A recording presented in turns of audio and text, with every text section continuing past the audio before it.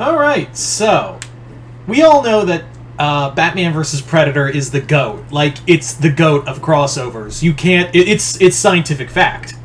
I mean, yes, JLA Avengers is a cosmic epic. Written and created by two iconic writers. You know, there's tons of other crossovers I could go to. A lot of them, some of them good, some of them bad, but yeah. I think we can, the general consensus is when your comic is written by one of the co-creators of Watchmen, and it's drawn by Andy Kubert, in one of the goats of comic art, yeah, and it's a crossover people have wanted to see, yeah, it's no doubt the goat of crossovers.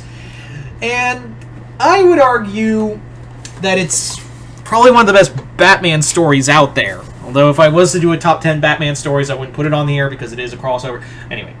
But the point being is that while Batman vs. Predator is the GOAT, there is another Batman crossover that does involve a now Disney property from Dark Horse that I think gets overlooked sometimes because it's so out there and its sequel did it a disservice. I'm going to be, much like how I kind of did that one video not too long ago re-talking about how Batman vs. Predator was just awesome, I'm going to talk about how Batman vs. the Batman Alien crossover is highly underrated. It's a very underrated story, and we're going to just sit here and kind of talk about that.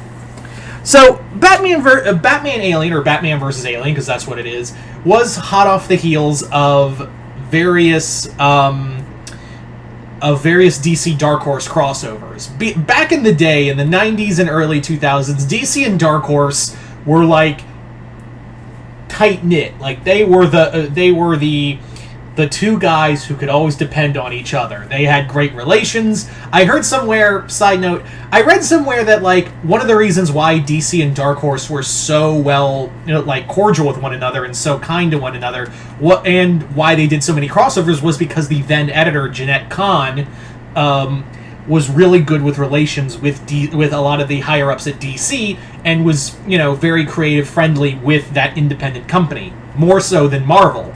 Because Dark Horse and Dark Horse didn't have a lot of love for... Apparently, a lot of the Dark Horse creators didn't have a lot of love for Marvel. But Jeanette Kahn was always looking to support... find indie support wherever she could. I don't know if that's true, but that's what I've heard. But yeah, it would make sense that would be the reason why the higher-ups were cordial and liked each other. And that would explain why DC and Dark Horse were so cool. Kind of like how DC and IDW are very, tight-knit. I mean, hell, they got us an animated movie where we saw Batman meet the Ninja Turtles. So, anywho, off that ramble, this crossover is only 2 books. This is a 2-part crossover, and the creative team behind it is very well known and very well liked. Ron Mars, and especially the artwork from one of the best horror artists when he was alive. He was by far one of the best comic artists when it came to horror, and that is Bernie Wrightson. Bernie Wrightson is the MVP of this crossover. There is no doubt about it that Bernie Wrightson is the definitive reason why I think this crossover gets so well remembered, is because it's because of his distinct artwork, whether it be from Creepshow or Scary Stories to Tell in the Dark, and of course his Frankenstein graphic novel. All of those comics are to show that Bernie Wrightson was the perfect guy to draw Batman. Now, he had never really done Alien before, so this was one of the few times... Well, actually, I take that back. Bernie Wrightson had done Alien crossovers, or Alien comics for Dark Horse, but it was more like cover art. He had never really done full-on comics that centered around... They were never full-on comics that centered on interior art. So this was one of the first times that Bernie Wrightson had done a interior art for aliens. And the alien artwork is awesome. He makes them look grotesque. He makes them look just downright savage.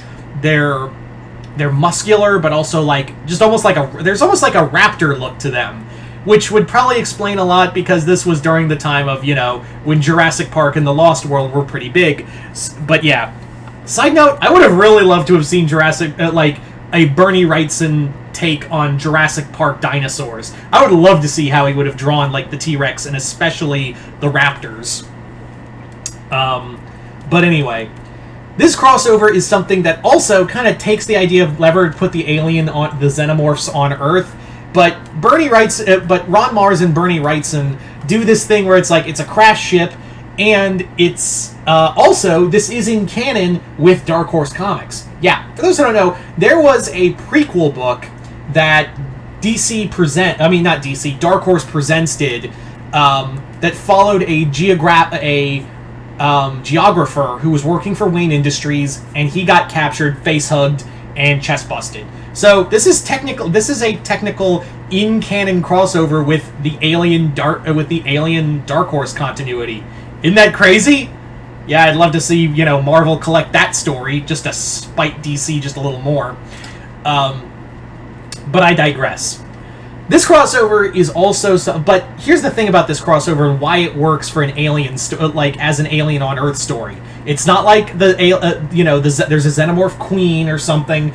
It's Alien in the sense that it is just 2 or 3 xenomorphs who are trapped here after, some alien junkers picked them up, and now they've torn apart the ship, they crash landed, and the idea of Batman in the Amazon is a really interesting take as well, because it's not just these xenomorphs themselves that Batman is facing, he's facing an alien environment. You wouldn't expect Batman to go into the heart of the Amazon to encounter an extraterrestrial life forms. The whole landscape, it really takes the title of Batman Alien to a level that you wouldn't expect, because like I said, not only is Batman facing the xenomorphs, he's facing the harsh environment and the people he's forced to work with. For those who've never read the comic, this comic also has Batman encounter cannon fodder. I mean, a band of highly trained mercenaries who have been sent to find the downed ship. You know what they are. They're cannon fodder. If you've seen any Alien movie, yeah, if they're not if they're not named characters, they're not coming back. Although you could make the argument that was the case with Salak too, who died. Yeah, Salak was a known Green Lantern character who did die in a Green Lantern Alien crossover, and then it was just kind of wiped away.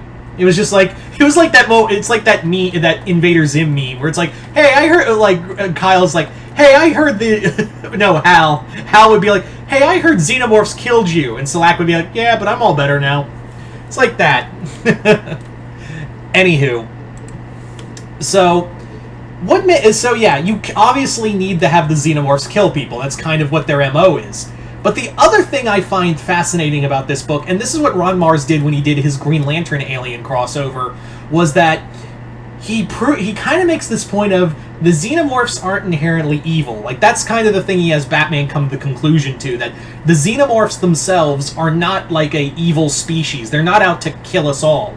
They're just doing they're not doing this like they are here to kill us all, but they're not doing it out of malicious intent. They're just animals. They don't know what, they don't realize what they're doing is killing people. They're just interested in the survival of their species. And that's something Ron Mars did in his Green Lantern Alien crossover, where he reiterated that again, where Hal was talking about the xenomorphs like, yeah, these guys are like sharks. We have these things on Earth called sharks. They're not evil. They're just eating. They just are. I mean, yes, it did kind of prove that it's either a you or them sort of situation that Kyle had to go through, but that's beside the point.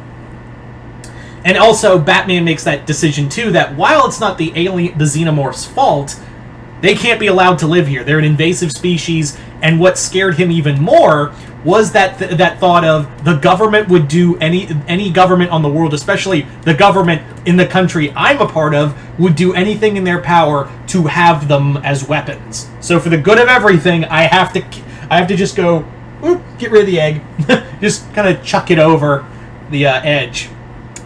Yeah. It's just I think it's a criminally underrated book. I think it's a nice horror story that really pushes Batman into, that kind of edge of, like, I'm not going to kill them, they're animals, but at the same time, it's a them or me situation, and it's just the idea, it's just too big for me to comprehend. And also, yes, the Croc xenomorph. That thing is a goddamn thing looks like a goddamn T-Rex. And it is a neat final boss. Although, is it ridiculous? Yes. Is it awesome? Yeah, hell yes. But yeah. So I thought I'd just do this quick video kind of talking about it's criminally underrated. If you haven't found it yet, good luck. I found this as the two issues just casually going through a long box in a convention I was at one time. I was lucky to find that. I've had less luck trying to find Batman versus Batman Alien 2, although it's not like one I'm desperately seeking out, because I heard that one is just complete ass. Anyway, so you guys tell me in the comments below, if you've read Batman Alien, let me know in the comments below what did you guys think of it. Did you guys like it, hate it? Comment below, let me know. Other than this, I know this isn't really much of a review. It's more like, hey, this comic was pretty fun. Let me talk about it, much like the Batman Predator crossover video I did, where I was like, that crossover is really cool. But yeah. Anyway, once again, hope you all enjoyed this. I'm Mr. Multiverse. I'll see you next time in the multiverse.